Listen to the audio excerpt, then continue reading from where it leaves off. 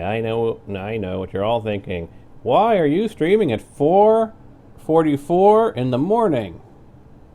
Well, to be fair, I've been sleeping for 12 hours, so I'm about as slept as possible, and I don't have classes until 2 p.m. So, yeah, I couldn't sleep no more. So I figured, well, I need to do something productive, at least for an hour, so I can maybe get back to sleep. So I don't know, I'm not tired when 2 o'clock comes around or whatever. And for my Unity training classes, I've been telling them that I was going to watch essentially, oh God, how long is this going to be? 45 minutes for the first one.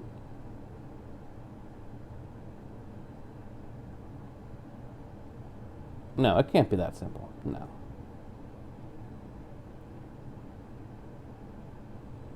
Are they seriously doing it in one go? They're doing it in one go. Yeah, that's not too bad, I suppose.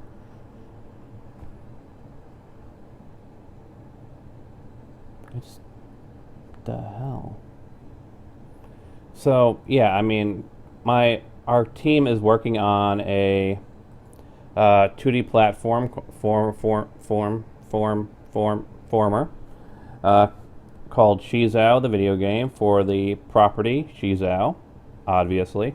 Those of you who are big fans of the Toku Power Weekend and were here when we started, we know that the first opener wasn't the Tick, but was Shizao itself. And so, yeah, I contacted the developers, got the go-ahead, and so I've been training my team in Unity, and now I have to train my team in Unity 2D, because I taught them with, the basic Unity 3D tutorial.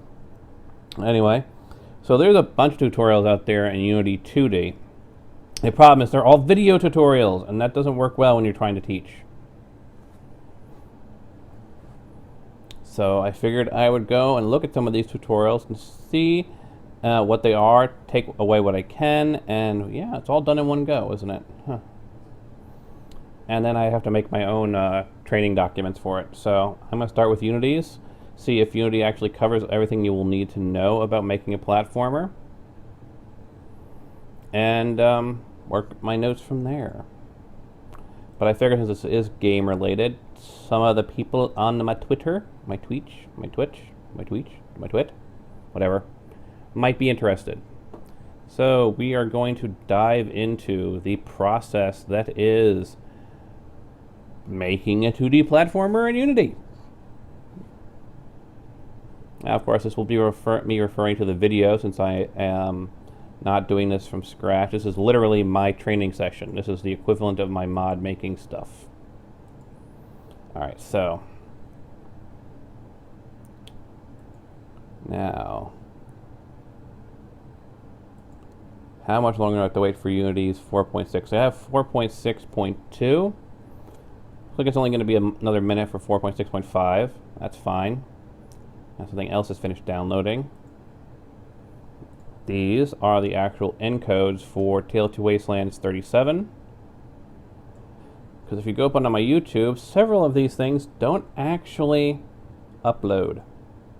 Like, they will just die in the process. So I've been saving them to my external hard drive.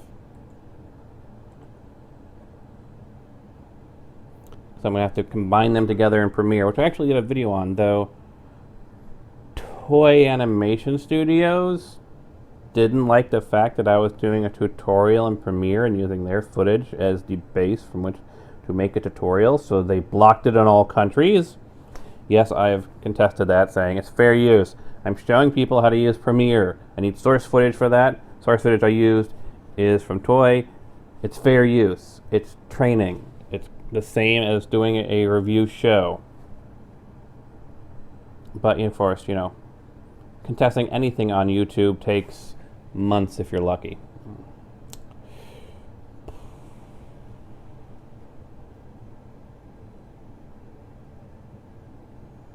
Let's see, while I am here getting everything else set up and running.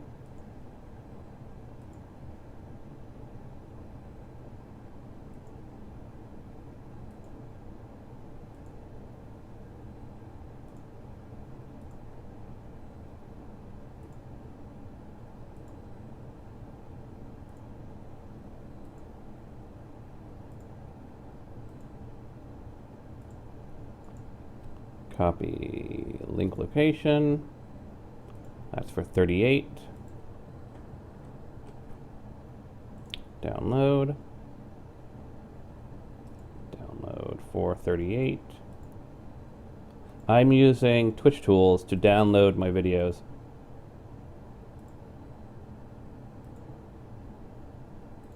I'll pull it up on stream in just a moment. Let me get everything queued up first.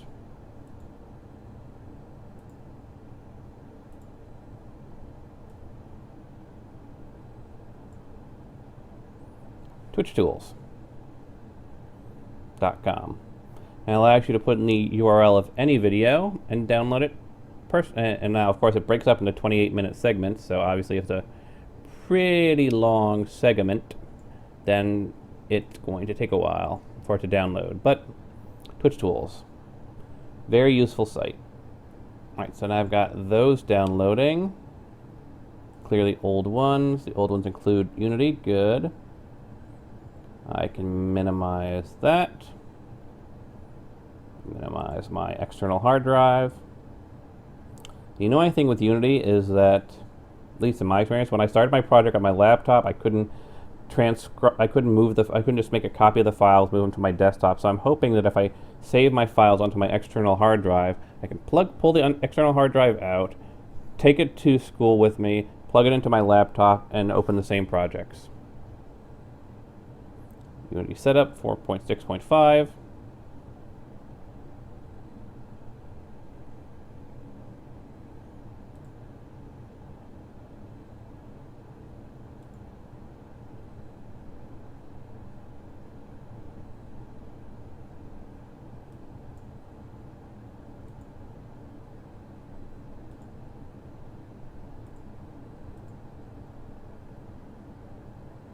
Is that where I have Unity? On my F drive? Give me a second.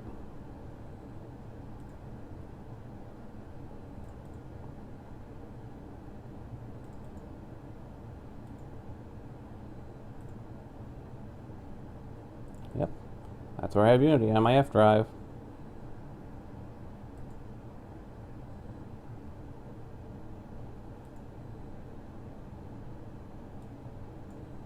So that is updating Unity to 4.6.5. We've got our Basic platformer. Yes. Notice it says here we're importing a complete project and that it's going to overwrite our current project settings. So this is going to affect things like tags and layers. There are actually some layers that we need to use for this project, so we want this to happen. Note that I'm doing this in an empty project, so that's important. So we're going to hit import. Project.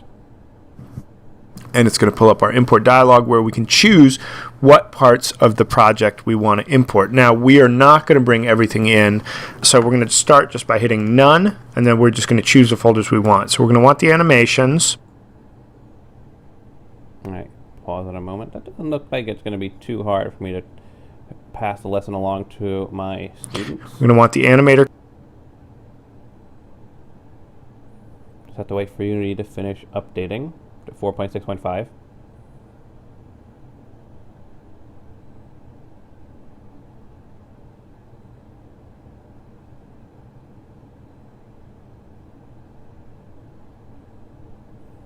Yeah, so they're going to do player movement, simple level, collectible objects. It's doable. Now, obviously, for the Shizou game, we're going to need a little bit more functionality than that, but not too much more. I mean, what we're going to need an attack system, because Shizou is a superhero, and Shizou has multiple powers available to him. So, you know, we'll have to have something like a Mega Man-esque power swapping system. But other than that, there's not really too much more of a difference. You know, collectible power-ups, I don't know how we'd use them, but they're pretty much a staple of platformers, so you definitely want to incorporate them in some way. Though the exact logistics of them, I'm not sure. But of course, player movement, obviously simple, and of course, the level itself, relatively simple. But once we get those aspects done, we'll have pretty much 3/4 of everything we would need for the Shizou.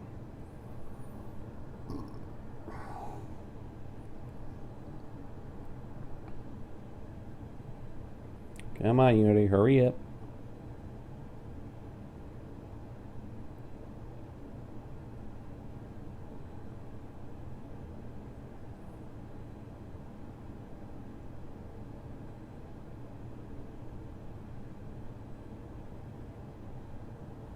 No, I haven't not no, I have not given up on Fallout New Vegas. Like I said, I'm just taking a break because this is some stuff I have to do for the students I teach.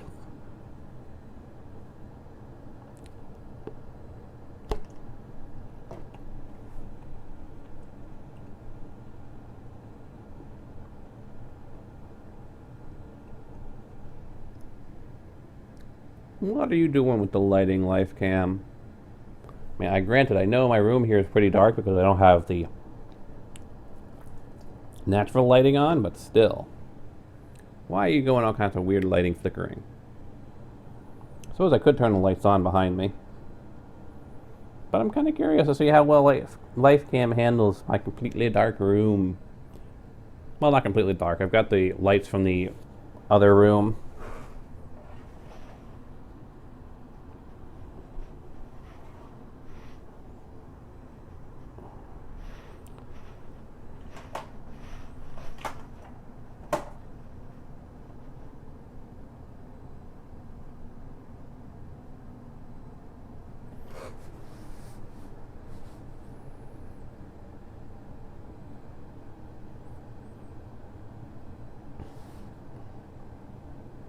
Apparently the playback engine takes forever to install.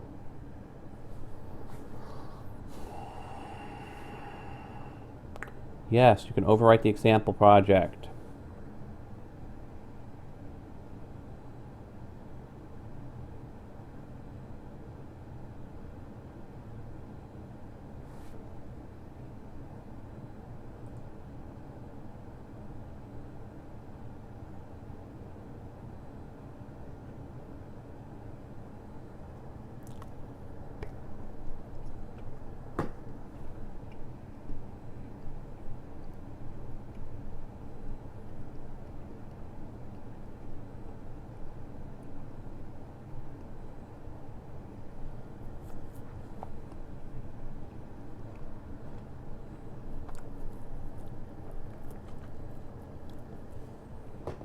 Has my files for project finished downloading? Yes, run Unity. Yep, those are finished. Okay. My book. And I need downloads. So all of these will be moved into that folder. This entire folder will be moved to my external hard drive. Minimize, minimize, minimize.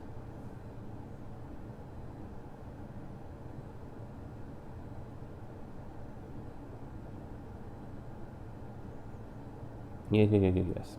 Welcome to Unity, yada yada yada. Get that to be properly centered. Basic 2D platformer, so yes, we're going to assets.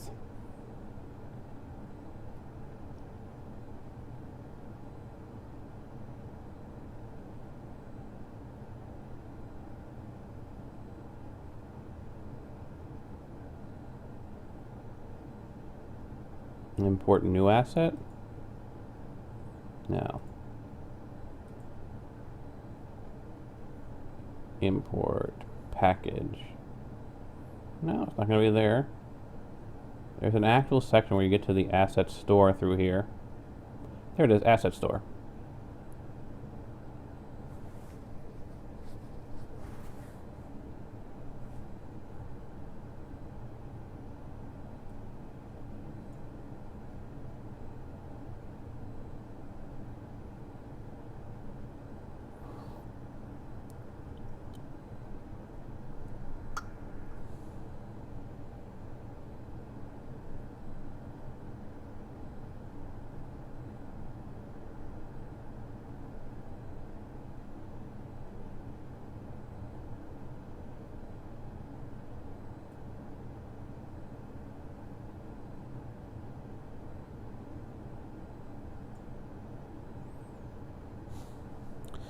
The asset store has a lot of very interesting stuff in it.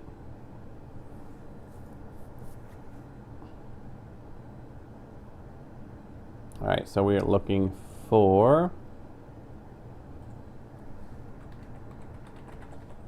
platformer.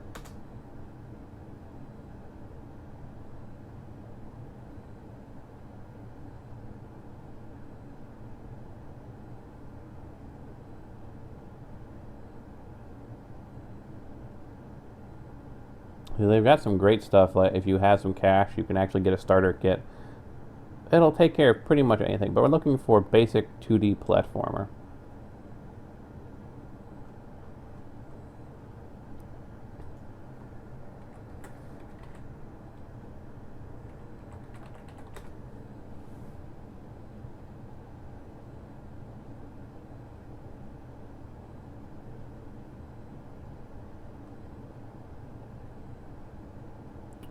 There he is, Mr. Potato.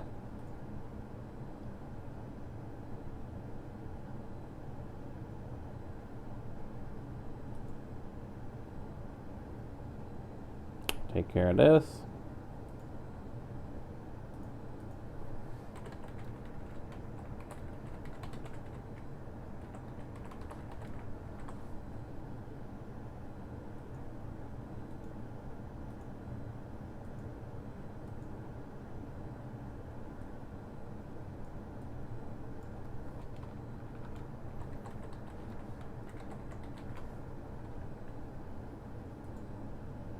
There we go.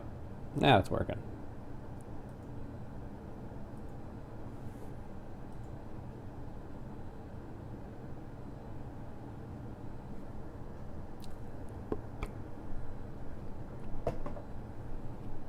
And you're hanging at 98% Y.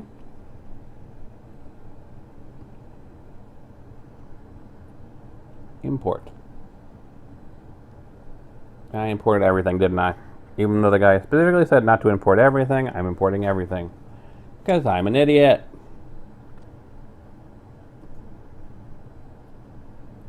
Fine, we've imported everything, we'll deal with it.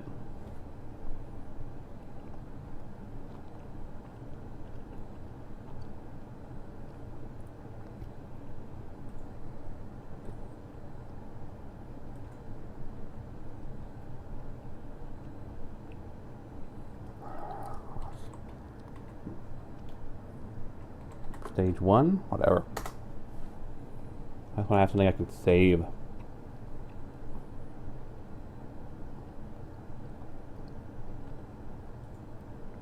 Controllers, we can skip the audio. We'll bring in the project settings because we want to set up the tags and layers. Really, it's just one layer. We could do this manually, but we'll bring that in. We don't need any of these materials. We do need the physics materials. We do need the character prefabs. Really, we just need the hero prefab. We could just grab that. Effects we don't need. None of this is needed. No props, no UI, no scenes, no scripts. We're going to write our own scripts. And we'll just grab all the sprites for the character. All the sprites. We don't need the environment. Maybe we'll grab the environment anyway if we want to add a little background. This is fine. We could just grab all this, grab all the sprites just to make it simple. Okay, hit import. We're going to grab one other sprite from the 2D pack, and this is where I just want to underline this point about the project settings.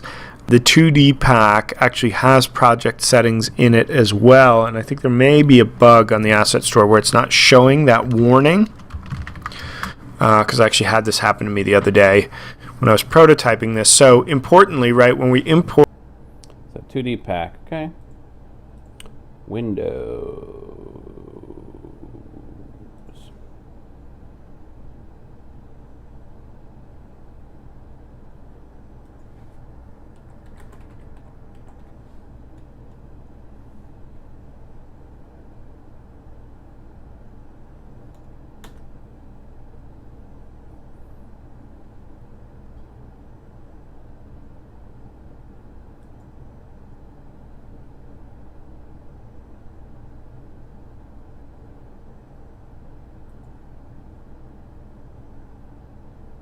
Yes.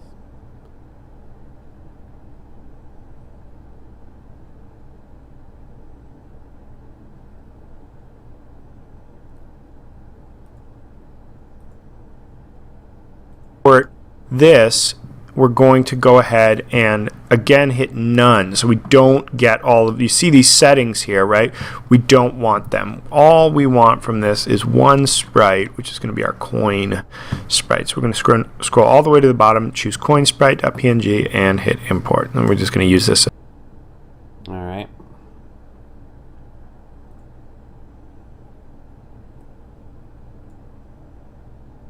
None.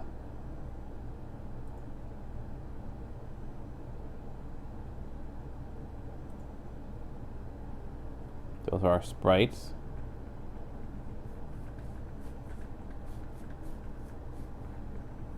Yeah, I suppose for tutorial-wise, I don't need to grab everything either.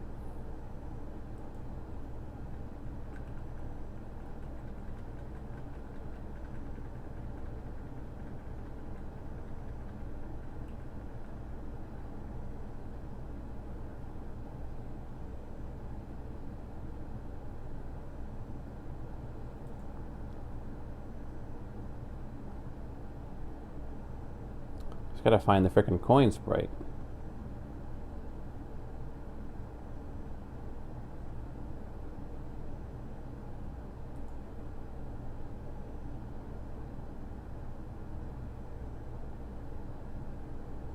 There it is, coin sprite.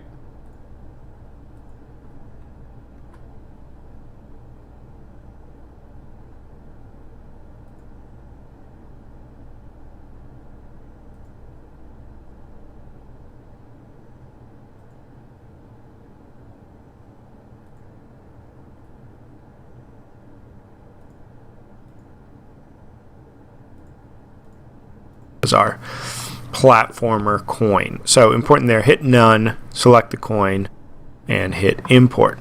Okay, so now we've got the assets that we need.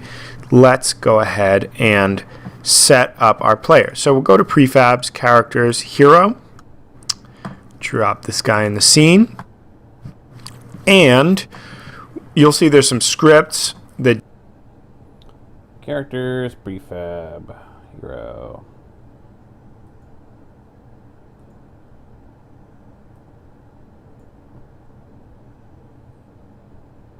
didn't load, right, because we didn't import them. We're going to remove those. We're going to write our own script.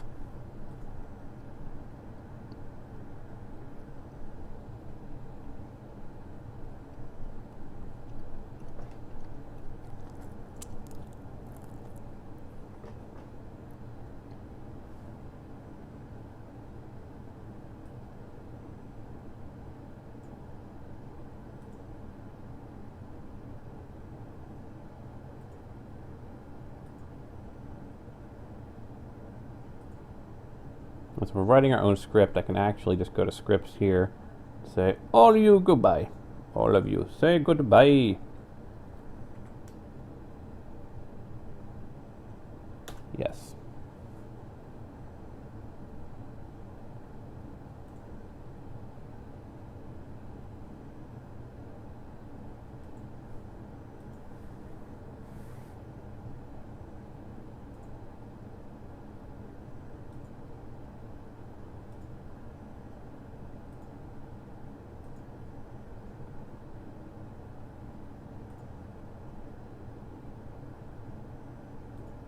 Yeah, it looks like we're not having any other scripts in here. Good. I'm going to remove all the scripts. We're going to remove the audio source. And the rest of this is fine, right? So now what we've got is we've got a rigid body 2D, which we're going to be using to add physics forces to the player to jump him around and move him around. We've got a box collider 2D, which is kind of the collider for the body. And then there's also a circle collider 2D, which is the collider for the feet, which has its own player physics material, right? So this is important. This is stuff that we want to preserve from the player. And then there's also the animator controller, which is going to play the little jump animations and so on. We're going to get rid of the bazooka. We can delete that. And we're going to get rid of the gun as well. And the rest of that should be good. Okay. And so now we're going to child the main camera to the hero and reset the position. Now notice we're just going to reset actually the X and Y position so it's centered on the player, right? So the camera is centered on the player, and we'll go for a little larger size, maybe 10, maybe 8, just a little more zoomed out, right? So the player's in the middle of the screen, the camera is focused on the player, and the camera will now follow the player around. There is actually a camera follow script, which you can take a look at if you want, but I found this to be nice and simple. And next, Unity 3D. So that is good for the player object. Let's write our script. So we're going to create, in assets, we're going to create a new folder called scripts. Already ahead of you, my man. And we're going to create a C# script, which we will call Simple Platform Controller.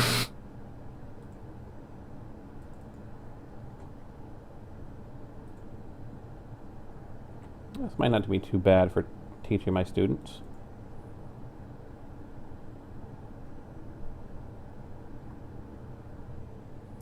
Mono developer. I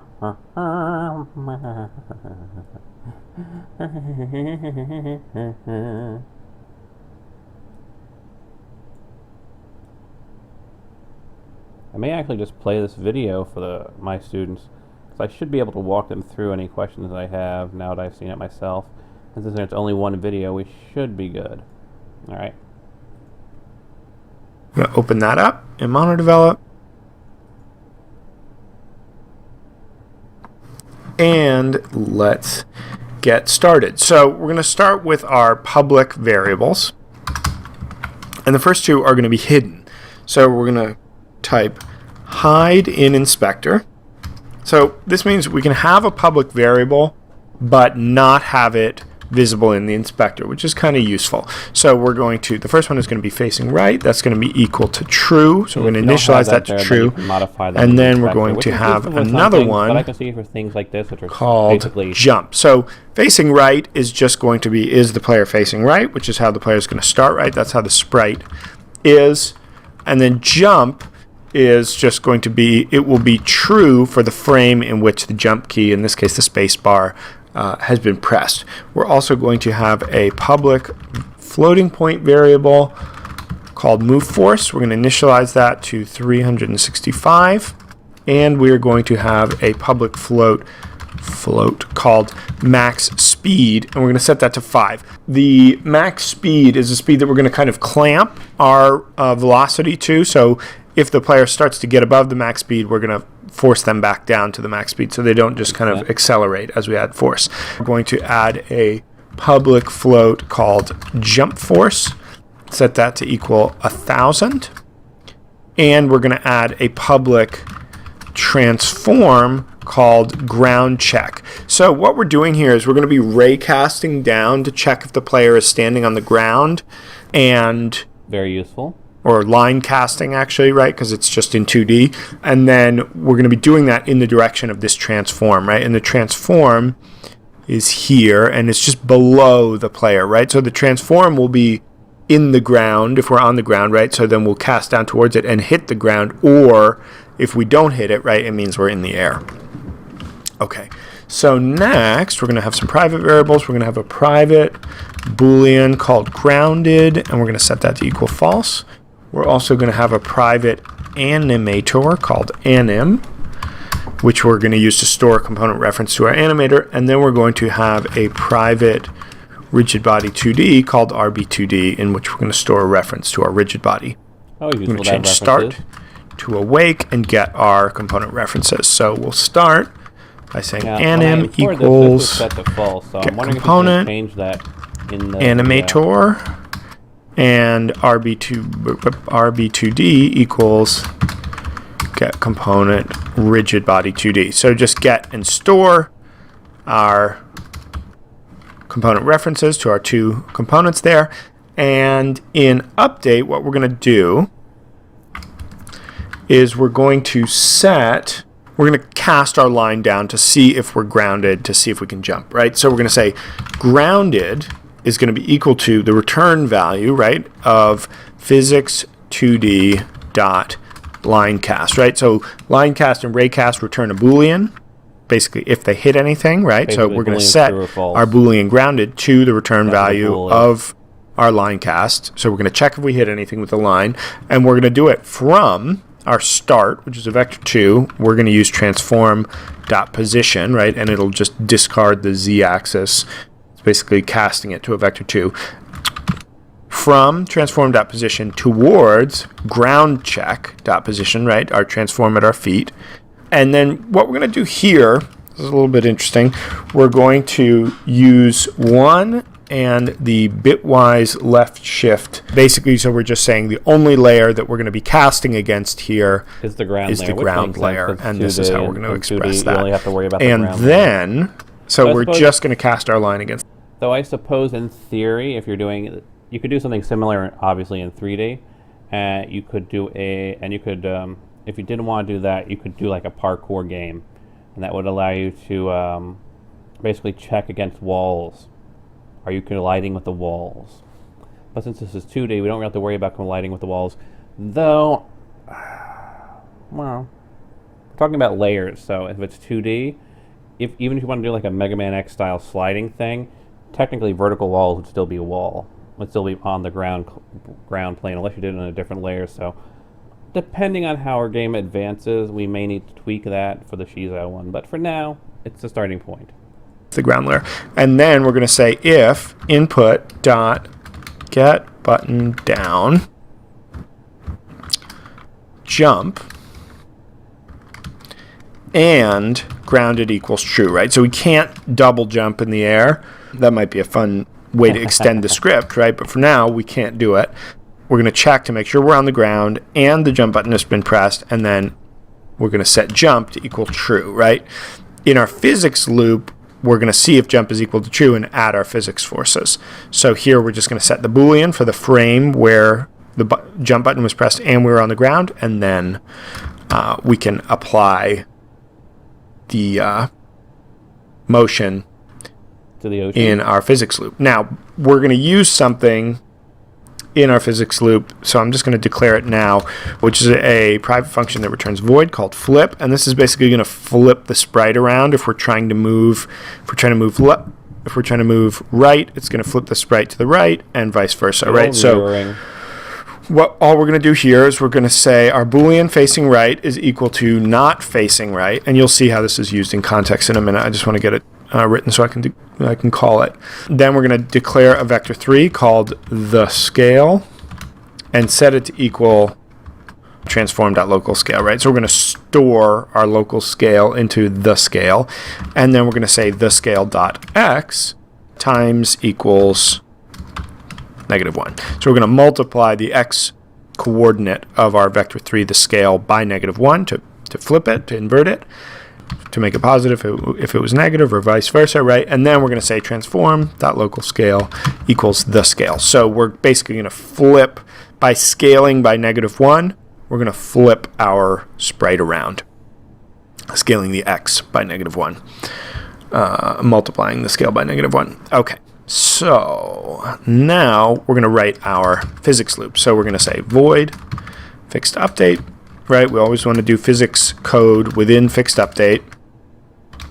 And the first thing that we're going to do is we're going to say float h equals input That's our horizontal axis. get axis. So we're going to get our horizontal axis equals horizontal. Then we're going to set the speed of our animator. So we're going to say anim.setFloat speed, which is the speed parameter of our animator, and we're going to use mathf.absolute and pass in the value that we just got from horizontal, right, h. So basically, by using mathf.absolute, that means that whether we're moving to the left or to the right, our input.getAxis has a possible range of -1 to 1 as a float. And so by using mathf.absolute, whether we're moving forces it left to be or a positive right, number, we're because going it includes the to positive. use the positive float of that to set the speed, right? So we're not going to have a negative speed, but either one will set the speed so that we can basically speed up and play our animation when we move, right? The animation will play when we move is kind of the result of that.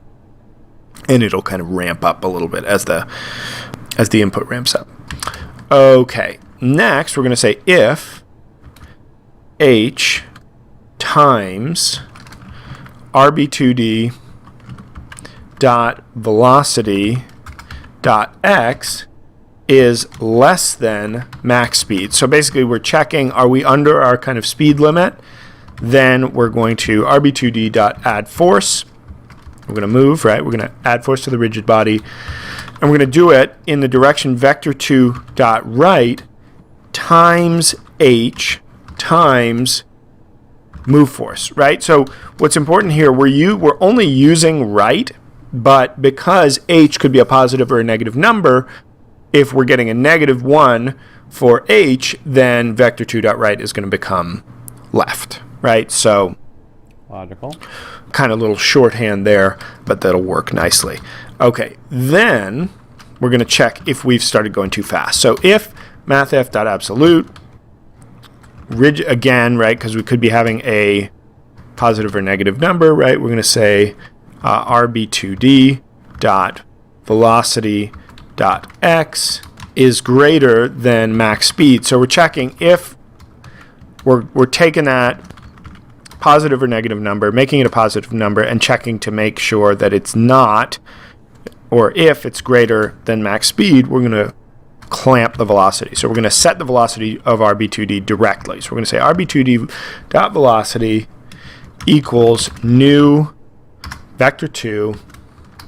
Now here we're going to use mathf.sign, and that's sign. Now what we're going to do is we're going to take rb2d.velocity,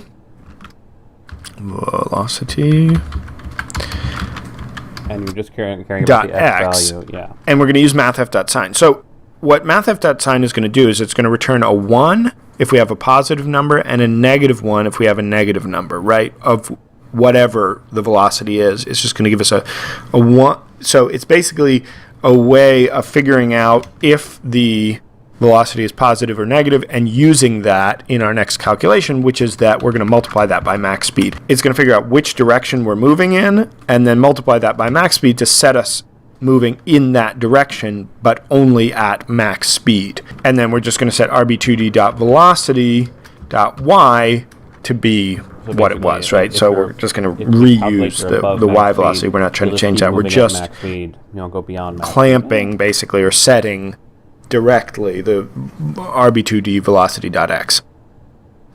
Okay. Next, we're going to do our flip. So we're going to say if h is greater than 0, right, meaning we're moving to the right, and we're not facing right, our sprite is not currently rotated to the right or scaled to the right, then we're going to flip, right? So we don't want to be facing one way and moving another. And then we're going to do the same thing in the other direction. So or else if else if h is less than 0 and we are facing right, meaning we're moving to the left but we're facing right, then we're also going to flip. Okay.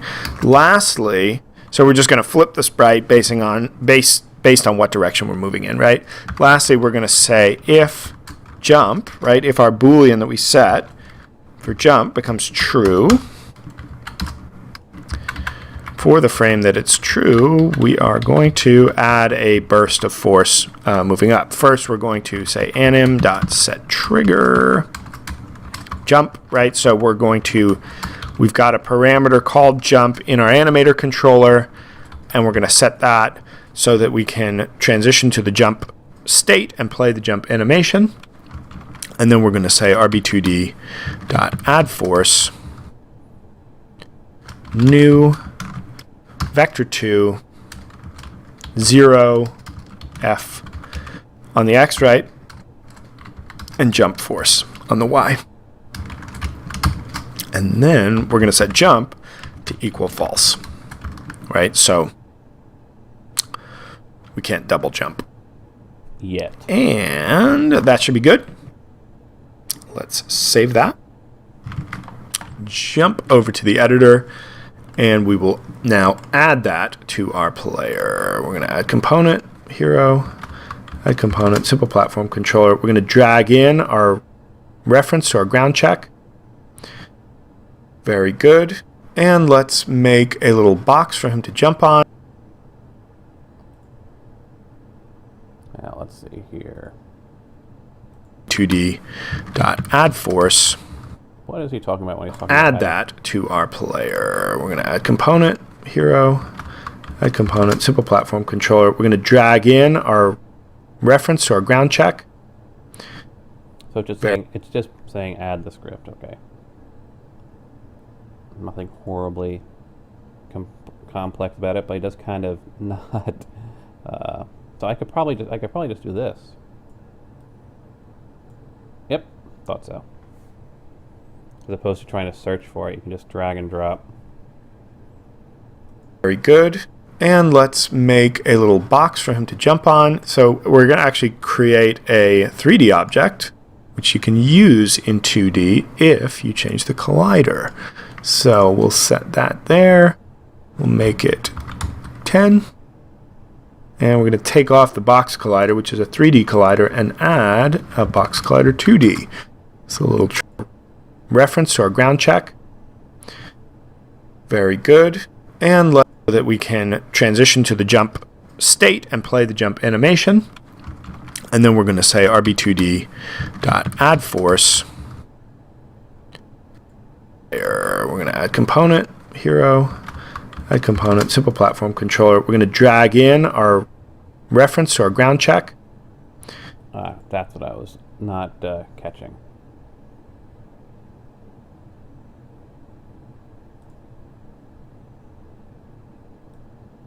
I'm going to pair those two. Okay, makes sense. Very good. And let's make a little box for him to jump on. So we're going to actually create a 3D object, which you can use in 2D if you change the collider. So we'll set that there. We'll make it 10. That's what it was setting to 10. I wasn't quite sure.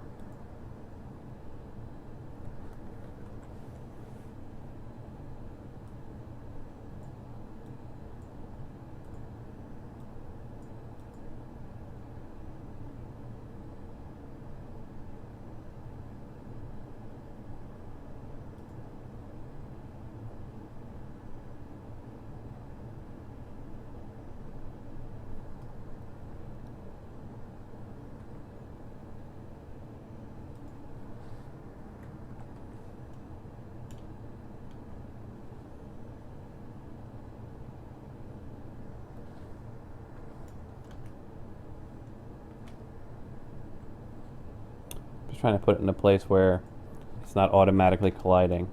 That'll work. And we're going to take off the box collider, which is a 3D collider, and add a box collider 2D. It's a little trick I didn't know about until recently.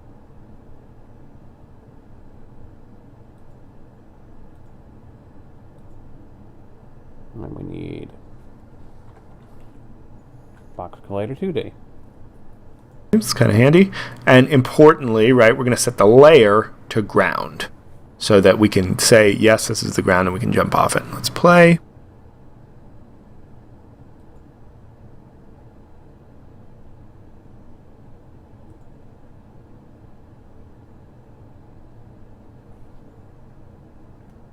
So everything works pretty well.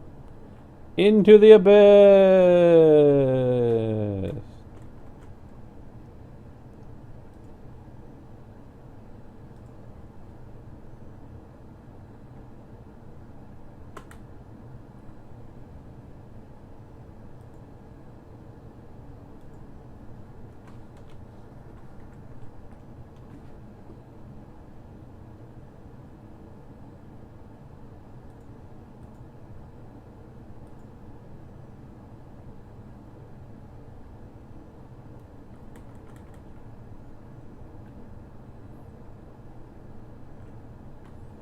Now let's see here. So we're using a prefab here for our character, the hero. Alright, so he's basically made of several different elements. Okay, makes sense. So if you want to obviously replace this with something else, you would, interesting. So those are so they're basically doing like a Rayman approach with this, where each individual element is animated separately, and you're basically layering them on top of each other, and then you basically animate them. So you could, so that way the body never actually moves. The left hand, the right hand, left foot, right foot, they'll all move. Everything else pretty much doesn't move.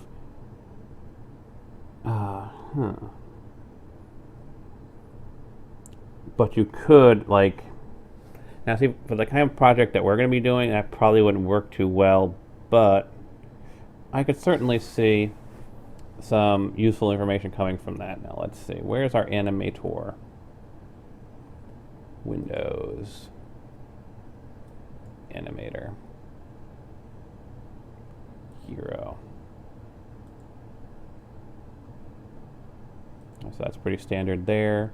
Idle run dash death goes to falling, any state.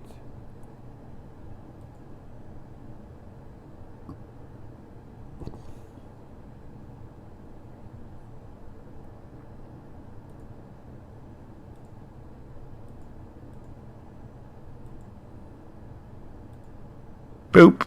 And now we push the space bar, the jump animation plays, our guy jumps up in the air, he can flip back and forth, right? The sprite flips based on, you can see the scale, right? Inverting, negative, positive as we're flipping. And so that is working pretty nicely.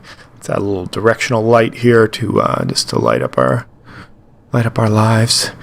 And so next, what we're going to do is we're just going to get a little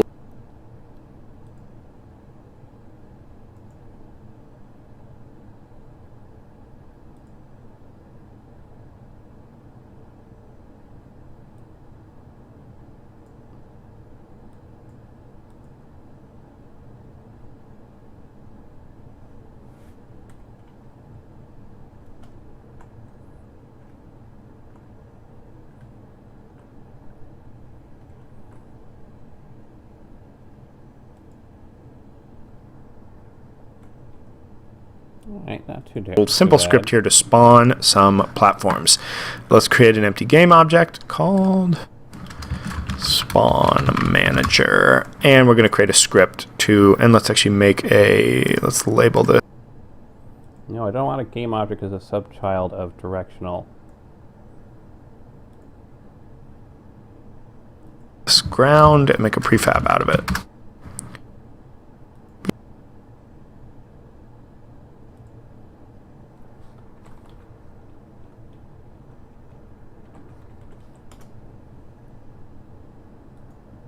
Get a little simple script here to spawn some platforms. Let's create an empty game object called spawn manager, and we're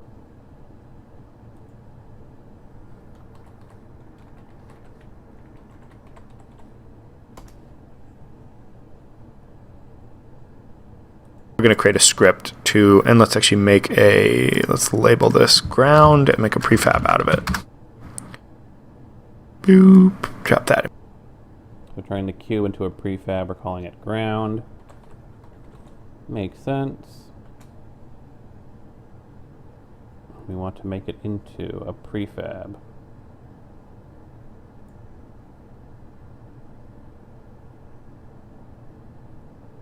Prefabs, there we go. And let's write a new script for our spawn manager. We're going to go to create, C# script.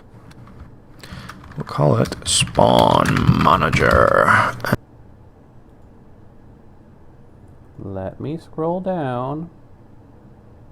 Spawn platformer, spawn platform for spawn coins, bitcoins. Are you going to call it spawn manager, or are you going to call it spawn platform? Because I think you're going to call it spawn platforms. And there. Open this guy up. And this is going to be a fairly simple script.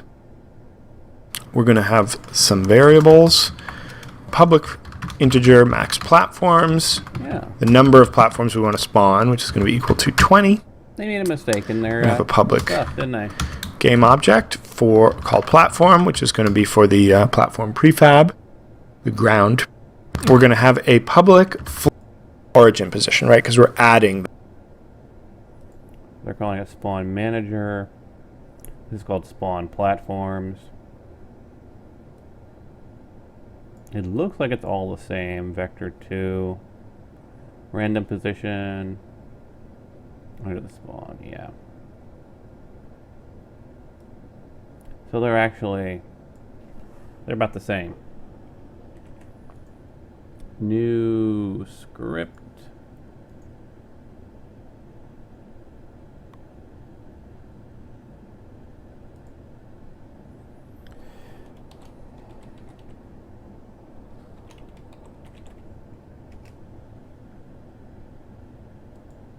Can I actually do it right here? Nope. It'd be kind of cool if I could have edited it right there, but no.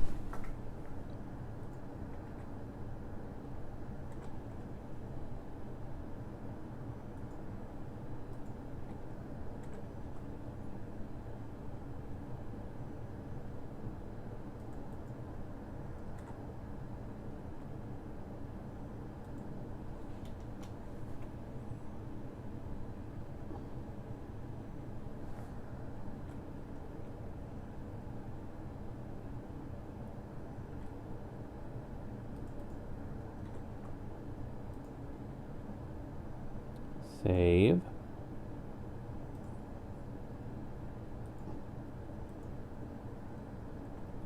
Change the name.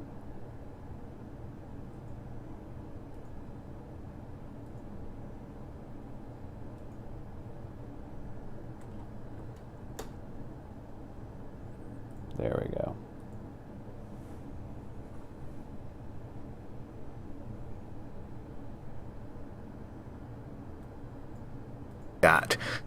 So next we're going to instantiate. So we're going to say sound prefab from the last random position we created and then offset from there. Save it. And let's give it a test. Okay, that should be good. Let's save it. Jump over to the editor. Let's see if we got any errors. Woo, jump. And then we're going to add that script, which was called spawn manager. We're going to drag in our ground prefab, and let's give it a test.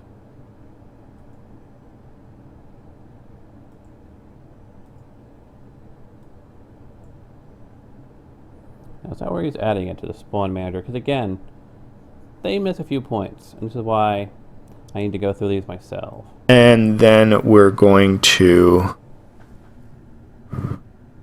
add that script, which was called spawn manager.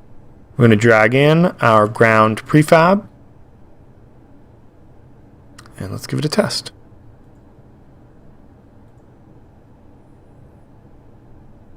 And of course, you need our ground prefab 4. That's we drag that onto the platform variable. All right.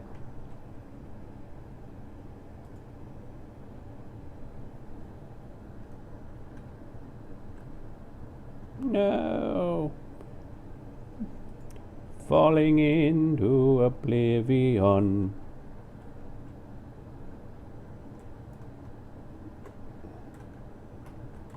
So this is sort of like a procedurally generated platform. That's kind of neat.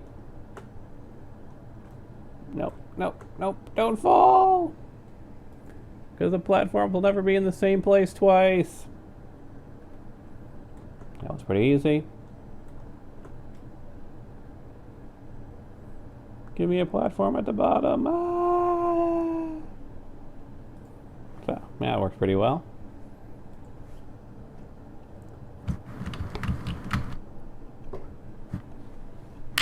The spawn manager, let's set the spawn manager to be at 0.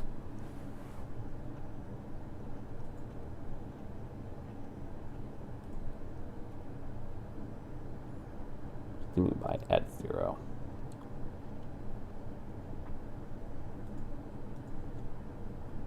And let's give it a test.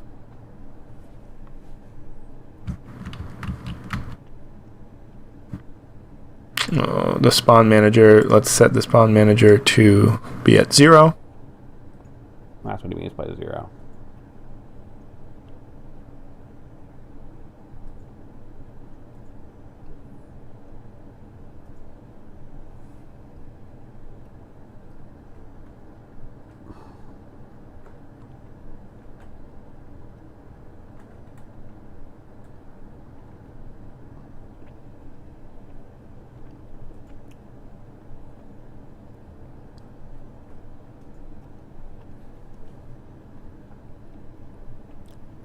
Oh. Let's set everybody to be at 0. We're off in some weird zone here. What do you mean by everybody? Ground will be at 0, but just a little bit down. Oh, whoops. Duh. Shouldn't have reset that. I should just reset the position. Alright, the spawn manager is at 0. Okay, that should work. That's fine, Mike. And let's see what's on here. Spawn manager, spawning ground. It's working fine for me. Why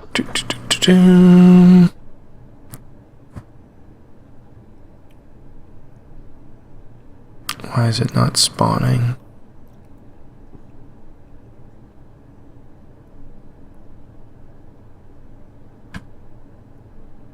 Nope. Oh, of course, because I didn't call. Spawn and start. Durr. So my version's probably fixed where it There we has go. spawn and start. Okay, so here, not quite. It's a little too high, so let's tweak that. We'll make the vertical max. Let's do between 5 and -5. So it's a little off. Oh, actually, that's just because my... You know what? That was okay. Let's set this. It's just my first platform is just too low. I think that distance was actually okay.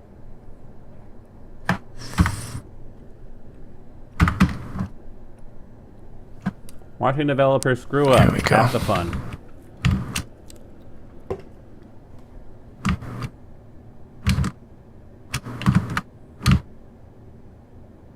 Woohoo! You're not gonna make that jump, Mr. Potato Head. Okay, so we don't have any way to get rid of the player when he falls down, right? So we could write that real quick. But first, we'll write a couple things to make this a little bit more fun. Let's make we're going to make a C# script called platform fall. And what this is going to do is Make the platforms fall, as the name implies. It's the old classic falling platform gimmick. We need a C# script. That's a C.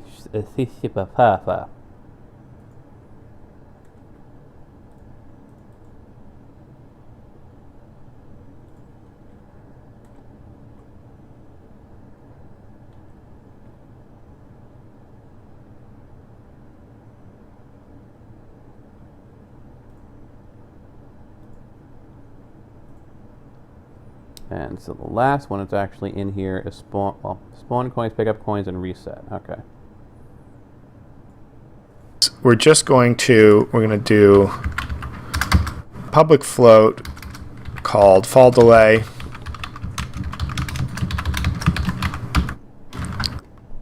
Camel case. And we're just going to say void on collision enter 2D collision other. So we're going to check if other dot game object dot compare tag player, then we need a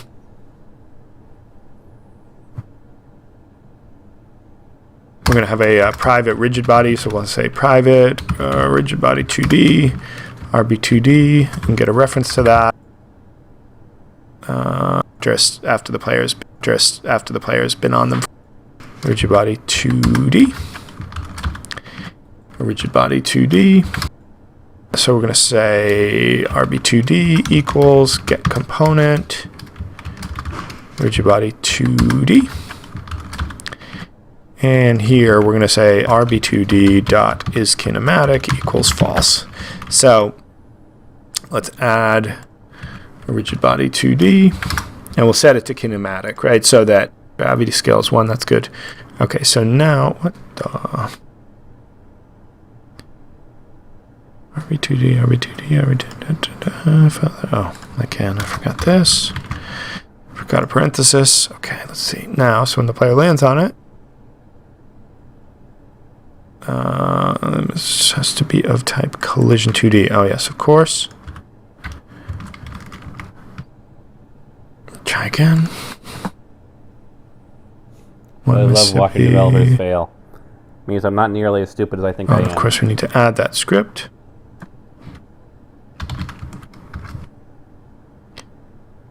And try it out. There we go. Okay, so we can see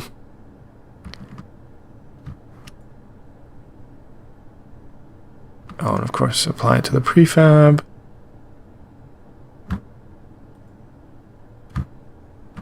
So then, this will basically mean that all the platforms will fall because they're all containing the same elements.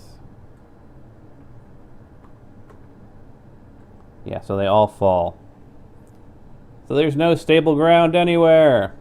Though easily enough, it's easy enough to fix. All you have to do is literally make a copy of ground, not have platform fall in it, not have this script here. Everything else will be the same. And then basically you would have to change the simple platform, or rather spawn platform, so that it's spawning, right now it's going to spawn a random platform somewhere on the map at a random position, yada, yada, yada. It's going to instantiate platform. So let's see here.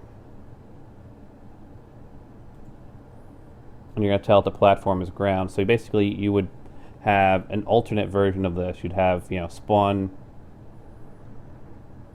You basically would tell it somewhere in here, put in another variable. Let's go look at the spawn platform. There it is, game object platform. So I'd put like another game object in there, call it, say, we'd have a game object falling, game object standard. That would give you another variable in here in the spawn manager. So you'd basically say, for regular platform, your stable platform, you link to that. For your unstable platform, you put it in the other variable. And then when you're down here, you would do your instantiate random, and you could do something like an if statement or a while statement, something where you'd be able to randomly pick a number. And then that would say, okay, if it lands in this range, use instantiate platform. If it lands in this range, use instantiate falling platform.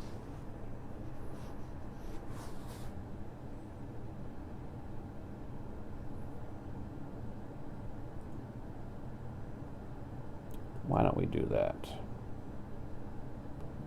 Duplicate. Just to make things simpler on us, we'll call this stable ground. Oh, no. That's currently as the way it stands now. We should wait to see what he's going to do, because if he's going to do something a little bit different, then, yeah. But that's the general logistics of it right now. So, it's a little too fast, right? Let's make it maybe 3.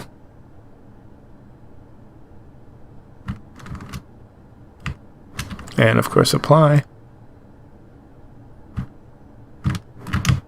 Oof. Your starting platform was beyond your range, my friend. Oh, of course. So right now it's happening right away. So what we need to do is we're going to make another function, private function called fall. And we're going to invoke it. We're going to add a little delay here. So yeah, it's already cut that. I've got over the here. final versions of his script. I'm going to say invoke fall passing in fall delay, right? That was why I declared that delay, and then I just didn't do anything with it. Invoke fall in fall delay after fall delay seconds, right? So now, yeah, there we go. It's waiting 3 seconds. So 1 second was actually a good value to begin with. I just wasn't getting any delay at all.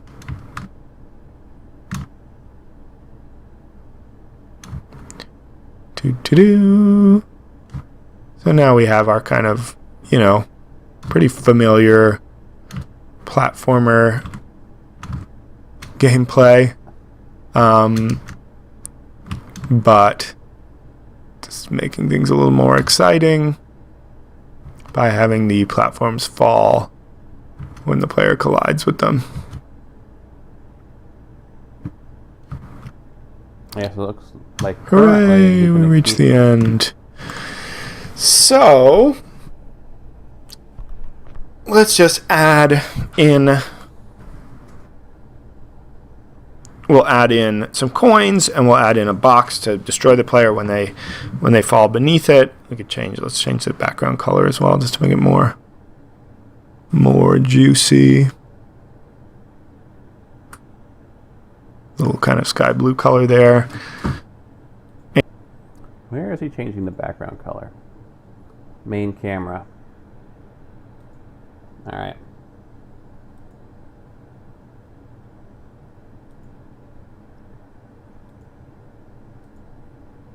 Dang it. Let me. There we go. I'll go with that because why not? Because I can. And okay, maybe we'll make a little material for our boxes. We'll call this ground. And since we're in a kind of a Mario-esque mode, we'll make them a nice sort of.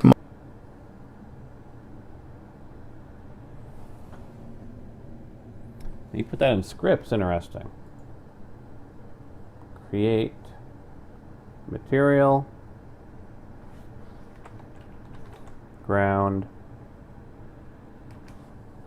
And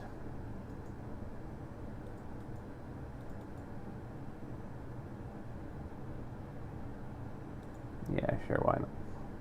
Let me select it properly. That'll work.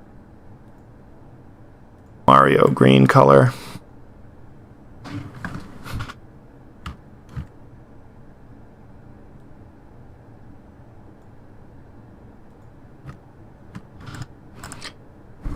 Let's apply that. Of course, always got to make up applications when you change stuff.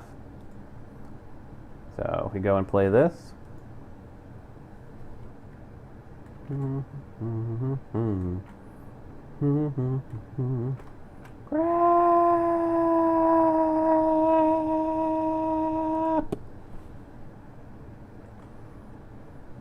E-platform, good. And let's get our nice coins going here. So we'll grab the sprites, drop a coin in.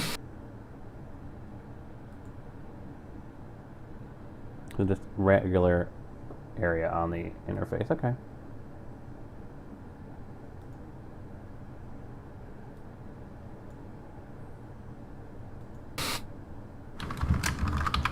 We're going to add a Circle Collider 2D. It's a little bit bigger. I think that's okay. Be a little more forgiving.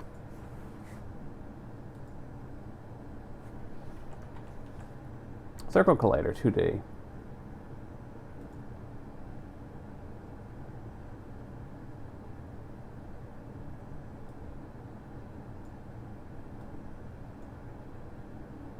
You may want to be forgiving. I don't want to be.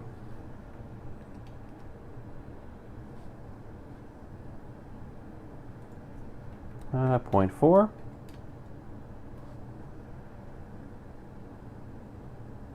Alt scroll wheel. That's a pretty good. It gives us a little bit of extra collision room, but not too obscenely much. And we're going to write a script for this. We're just going to write script, create C# script, coin, And in it, we'll just start with void. Let's make this a trigger so the player doesn't bounce off it. On trigger, enter 2D, collider 2D, other.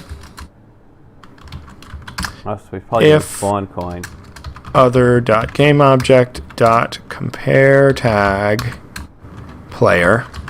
So if it was the player that collided with this coin, we will destroy the game object. We could add score or play a sound or whatever later, but for now we're just going to destroy it. Let's just test that out. Oh, where was it? Oh, we got behind something. Okay, and then wait a minute. Let's just move that up a little so it doesn't get blocked behind the, there it is.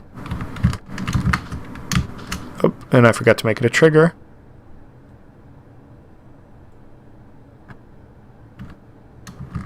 Kind of annoying when the things don't match up. Let's see, is trigger, yes. He's tagged player. What am I missing here? Of 0.25. So just spawn, which we haven't written yet, and let's write that function. So we're going to say void spawn 2. Is there making another thing? Call this coin, but for now we're just going to destroy it. Let's just test that out.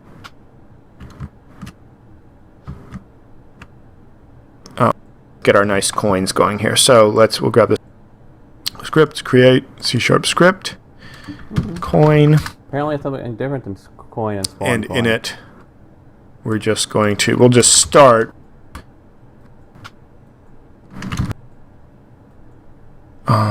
He's tagged player. What am I missing here? At 0, and another one. Array of transforms. Flip. Let's get these coins. Let's see. Spawning. So we'll make another script called spawn coins. We're going to is trigger. Now we're just going to destroy it. Let's just test that out.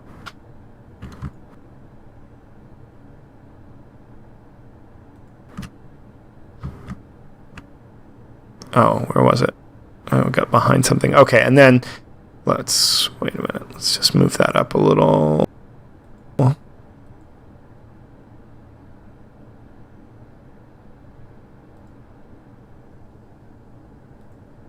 We will destroy the game object. We could add score or play a sound or whatever later, but for now we're just going to destroy it. Let's just test that out.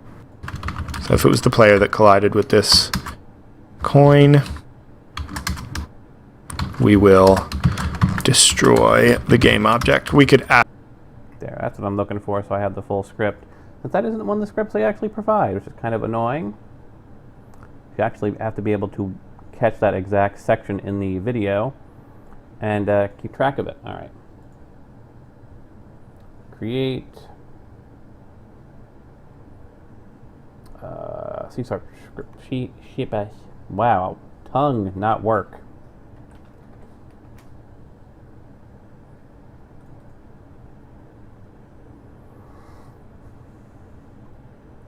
Void start. Everything else looks like it's fine. Void update.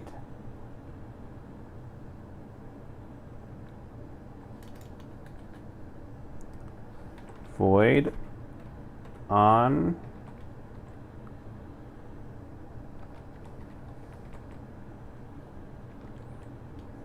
enter 2D. Why is it not offering me? Probably because I didn't case it properly. On trigger enter 2D.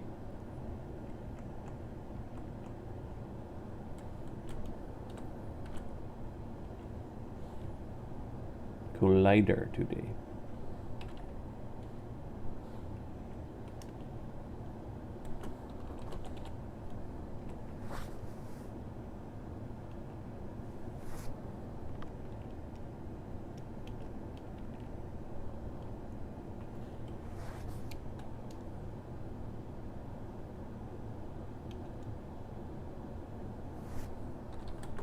If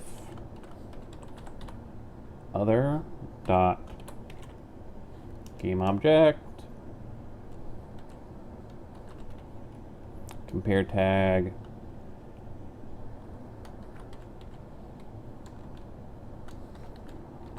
player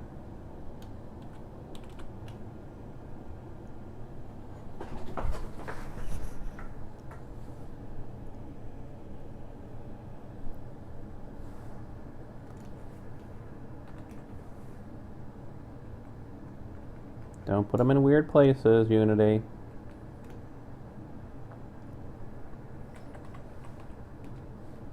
Destroy the gamma object. Pretty simple script right there. Alright, fine. Save. Add score or play a sound or whatever later. But for now, we're just going to destroy it. Let's just test that out.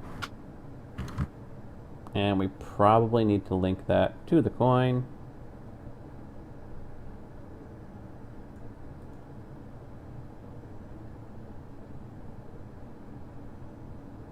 Right this way.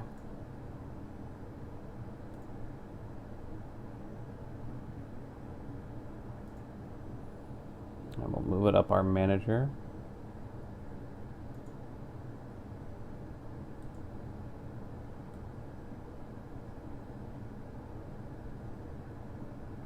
Damn it. I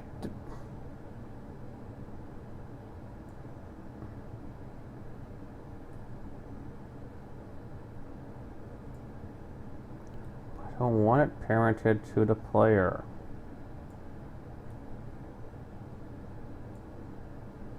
Nor do I want to be higher than the hero. The hero should be above it. Thank you.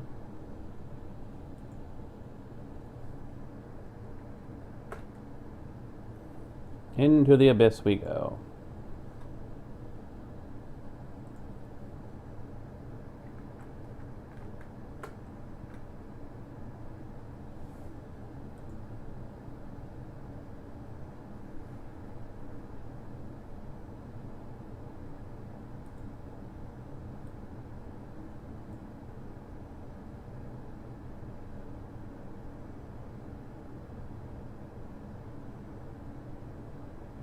I must have overlooked something because it is it's causing collision but not destruction. Enter 2D, collider 2D, other, a circle collider 2D. It's a little bit bigger. I think that's okay. Be a little more forgiving. And in it, we'll just start with void other air tag. We could add score or play a sound or whatever later, but for now we're just going to destroy it. Let's just test that out. I think I know what the problem might be. I suspect the hero here is not set as, no, he's tagged as a player. So my coin script, player, P-L-A-Y-E-R, yeah.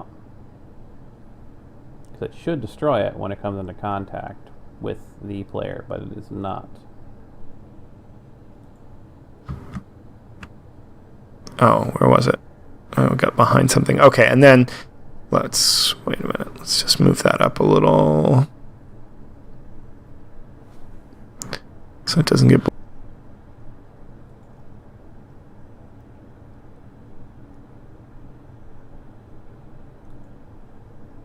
blocked behind the, there it is. Oh, and I forgot to make it a trigger. Ah, that's what it was. That's what I was overlooking. Is trigger. Yep, there we go.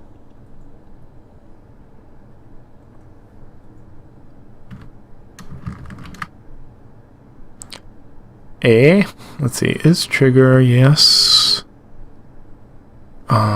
He's tagged player. What am I missing here? Did you attach the script to the coin?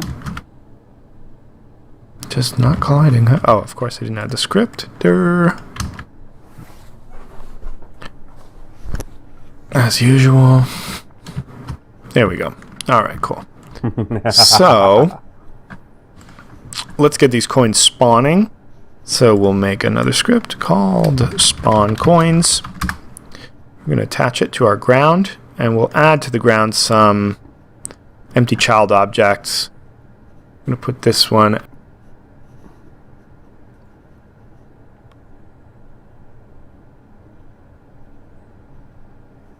at x.25 and y2. We'll call this coin spawn 1. Duplicate it, put it at 0, and another one. Coin spawn 2, coin spawn 3 at negative 0.25. So just a couple of empty transforms that we're going to use. I'm going to put this one at x.25 and y2. We'll call this coin spawn 1. So it's just creating coin spawners, okay.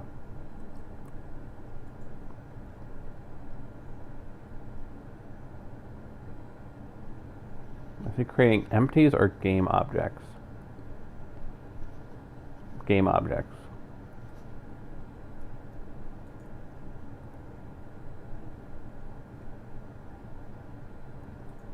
Oh, same thing.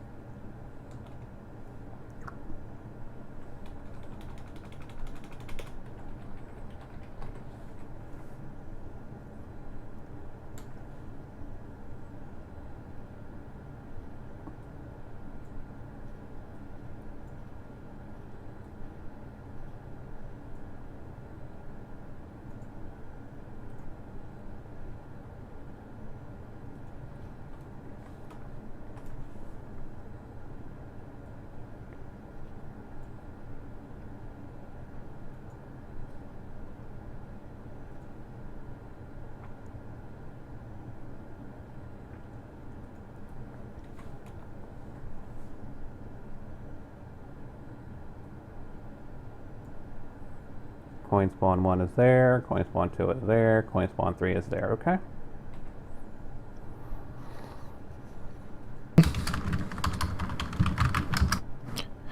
Duplicate it, put it at 0, and another one. Coin spawn 2, coin spawn 3 at negative 0.25. So just a couple of empty transforms that we're going to use to spawn coins at. We'll randomize them. So we'll go spawn coin, and then this is just going to. So I have to make a new script. Yep, he's making a new script.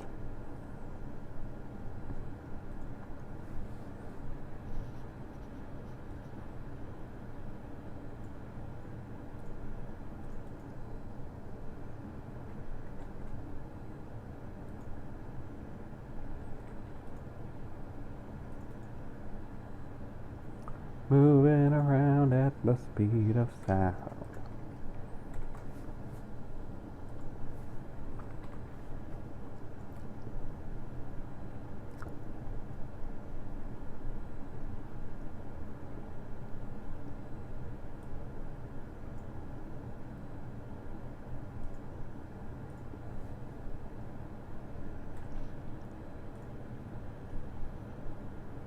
In this case, I need to reference that.